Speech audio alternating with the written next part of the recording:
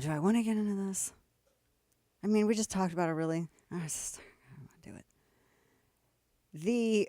This is a British, it's Ovarian Cancer UK. This is what they tweeted. Quote, did you know that anyone with ovaries, regardless of gender identity, can be at risk for ovarian cancer? Let's raise awareness by asking, can men get ovarian cancer? And then they answer their own question. Anyone with ovaries, regardless of gender identity, can be at risk of ovarian cancer. Additionally, all genders can carry a BRCA gene fault or Lynch syndrome, which would potentially mean their children would be at a higher risk of ovarian cancer. Kane.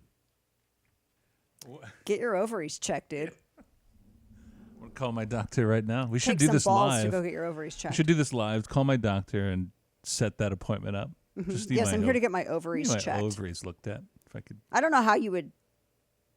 How that would work. I don't know. You should get your pap smear too. That's go in and get that pap smeared. Something I want to pay for. Oh my gosh! My first thought is you people are morons, and this is not science. My second thought is this is so insufferably disgusting and insulting. Again, it provokes one to violence. You're diminishing cancer, specifically ovarian cancer. And clearly the person who tweeted this has never had to live in fear of their own body turning on them and betraying them. They've never had to live with that fear. They've never had to go to sleep at night knowing that their body was working against them while they slept. They've never had that fear. They've never had to worry about that. They've never had to worry about children, having children, nothing. Not anyone who has ever had to worry about that would never say something like this. It is such a diminishment. It doesn't do anything to increase awareness. It doesn't do anything to encourage more women to get checked. It doesn't do anything like that. It's cultish virtue signaling. It's not even a virtue. It's sin signaling. It's insufferable. Men do not have ovaries. Thus, they don't get ovary ailments. Men don't have uteruses, and they don't have cervixes, and they don't have ovaries. They don't have any of those things. Women have those things. Don't pretend to be in healthcare or medicine if you can't acknowledge basic biological fact.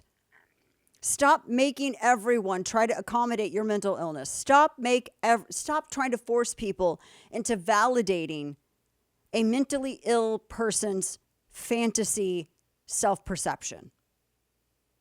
I can't deal with it. I'm done with it. And it's dangerous to women's health to do this. This is dangerous to women's health. It is. And it's completely fair to say that. We got an email the other day. Steve forwarded it over. I'm not going to say the name of the guy or anything like that because he wasn't being a jerk or anything of that sort. But I feel like he's a dad who's torn. Because he wrote and he says, I love your radio show and have been a faithful listener. However, I wish you would leave the gay community criticism out of your show comments. He says, my son is gay and is having a rough time dealing with this. I appreciate your conservative positions, but wish you would leave the moral issues alone. He says, I'm sure you can easily disregard my comments as I'm only one voice, but I wish you would consider this thought. Thank you. Well, clearly, he's also struggling with this as a father, too.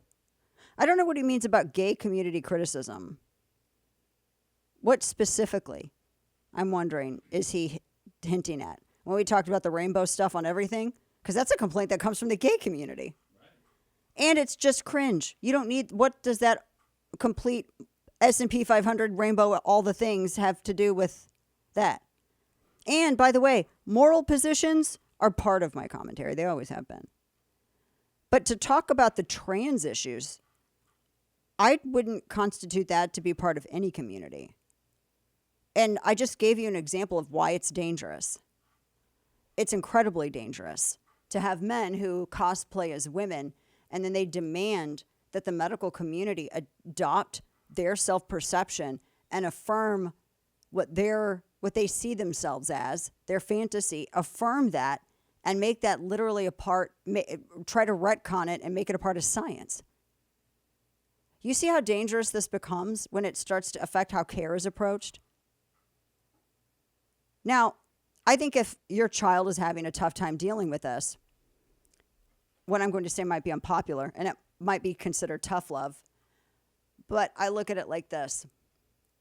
First off, it's not my job as a commentator to make you feel better about whatever you're going with your child. There are a lot of other people out there, and if it's an issue of the day, I talk about it.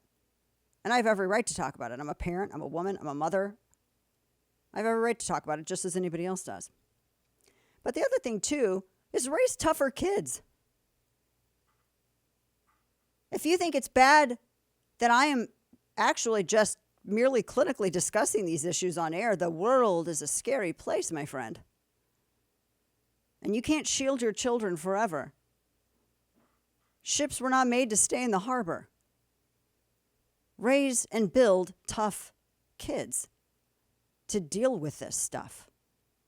That's how you equip them. That's how you strengthen them. That's where empowerment comes from. It doesn't come from accommodating weakness. Power comes from making someone stronger, making them react with strength to weakness. So I think that the gentleman who wrote, I think you need to kind of realign your thinking on this. And again, I always joke with people, I'm not Dora the Explorer. I'm not here to raise your kids. We're here to hang out and talk smack and have a nice time and learn some stuff and go through the issues of the day. Build tough kids because we are in hard times.